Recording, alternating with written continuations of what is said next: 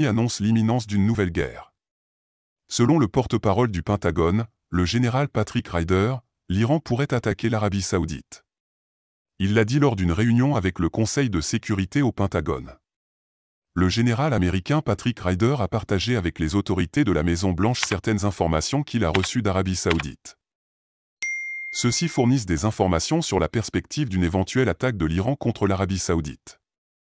Il s'agit d'informations du renseignement américain, alors qu'une ambassade américaine dans la région n'a pas émis d'alerte. Cependant, l'un des officiers a confirmé que la menace était crédible et pourrait survenir, bientôt ou dans les 48 heures. Les relations entre l'Iran et l'Arabie saoudite sont tendues.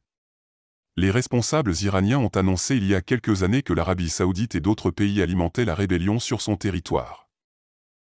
En 2019, l'Arabie saoudite a accusé l'Iran d'avoir organisé une frappe de drones en soutien aux rebelles houthis dans l'est du royaume qui a réduit de moitié sa production de pétrole.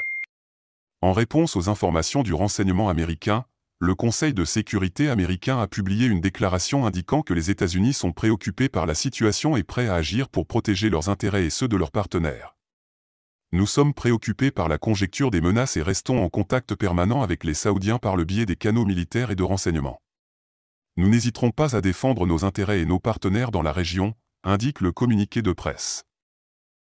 Ce n'est plus un secret pour personne que les relations entre l'Iran, l'Arabie saoudite et les États-Unis se sont fortement détériorées depuis que Riyad et Téhéran ont décidé de coopérer avec Moscou malgré les menaces de Washington.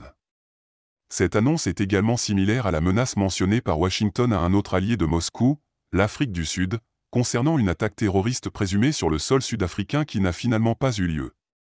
Pression politique ou réelle inquiétude? Même si l'histoire nous a plusieurs fois prouvé que les États-Unis ne reculent devant rien pour satisfaire leur cupidité, dites-nous ce que vous en pensez en commentaire. N'oubliez pas de vous abonner et surtout de cliquer sur la cloche de notification. Likez la vidéo si ce n'est pas déjà fait. Laissez aussi votre point de vue en commentaire.